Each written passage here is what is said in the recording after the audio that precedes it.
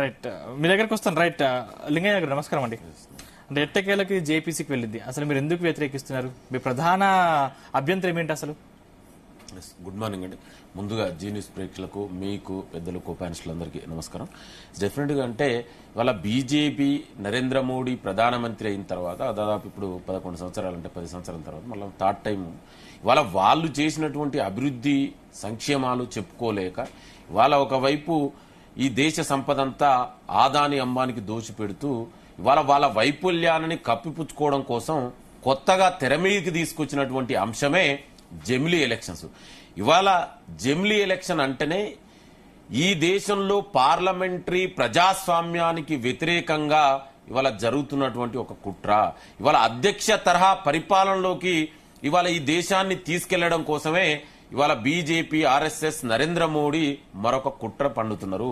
ఇవాళ గతంలో కూడా చాలా స్పష్టంగా సుప్రీంకోర్టు చెప్పినాయండి, basic structure constitution basic structure ని మార్చడానికి వీలు లేదని. బేసిక్ కేశవానంద భారతి కేసులో 1973లో సుప్రీంకోర్టు చాలా క్లియర్ గా జడ్జిమెంట్ చెప్పింది ఆనాడే. ఇవాళ ఫెడరల్ సిస్టమ్ అనేది బేసిక్ స్ట్రక్చర్ లో పార్ట్. ఇవాళ India according to Indian constitution India is అనే కోఆపరేటివ్ ఫెడరలిజం.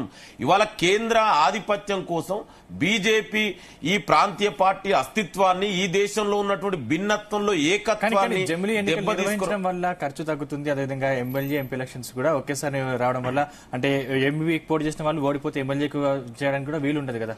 అదే చెప్తున్నా, అది అదొక సాకు మాత్రమే. ఇవాళ ఇదే రామ్నాథ్ కోవింద్ గారి కమిటీ రిపోర్ట్లనే చాలా అస్పష్టంగా ఉన్నాయి. ఇవాళ అదే చెప్తున్నా, సమైక్య స్ఫూర్తికి విరుద్ధంతో పాటు ఇవాళ చాలా సమస్యలను అడ్రస్ చేయలే కమిటీ.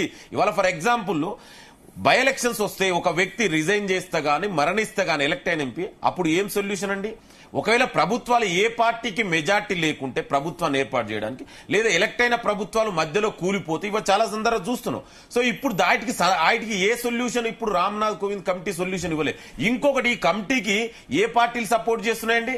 ఇవాళ పార్లమెంట్ లో ప్రాతినిధ్యం లేని మెజార్టీ పార్టీలు ఈ బిల్లుకు సపోర్ట్ చేస్తున్నాయి. ఇవాళ వన్ నేషన్ వన్ ఎలక్షన్ అంటేనే ఇట్ సెల్ఫ్ ఈజ్ అనే ఆంటీ కాన్స్టిట్యూషన్. ఈ దేశ మూల అస్తిత్వానికే ఇవాళ జమిలీ ఎలక్షన్ అనేది ఇవాళ ఇవి తీసుకురా ఇవాళ గొడ్డలి పెట్టు. ఇవాళ కాంగ్రెస్ పార్టీగా మేము మొదటి నుంచి ఇవాళ మరి పార్లమెంట్ లో ఇంత పెద్ద చర్చ జరుగుతుంది, ఇవాళ జమిలీ ఎలక్షన్స్ గురించి మాట్లాడుతున్నారు. మరి ప్రధాన ప్రతిపక్షం ఒపీనియన్ ఎందుకు తీసుకోలేదండి? ఎందుకు ఈ కన్సిడర్ చేయట్లేదు నరేంద్ర మోడీ?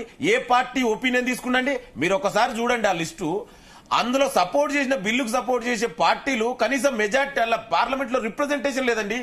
అట్లాంటి పార్టీలతోటి ఇవాళ నేను ఇదే కాదు, ఇది ఒక పెద్ద కుట్రకోణం జరగబోతుంది. ఇవాళ నరేంద్ర మోడీకి ఎవరు ఆదర్శం అంటే రష్యా అధ్యక్షుడు పుతిన్. ఒకసారి మీరు చరిత్ర కూడా తెలుసుకోవాలి మనం కూడా. ఇవాళ మీ ద్వారా కూడా దేశ ప్రజలు, తెలంగాణ ప్రజలందరూ కూడా దీన్ని మాట్లాడుకోవాలి. ఇవాళ పుతిన్ ఏదైతే ఆనాడు రష్యా అధ్యక్షుడు అయ్యి ప్రైమ్ మినిస్టర్ అయి తర్వాత కాన్స్టిట్యూషన్ అమెండ్మెంట్ చేసుకుని ప్రెసిడెంట్ అయ్యిండు. దాదాపు 20 సంవత్సరాల నుంచి ఇవాళ రష్యాకు పరిపాలకుడు. మళ్ళొక 20 సంవత్సరాలుగా అతనే ఉండబోతుండు.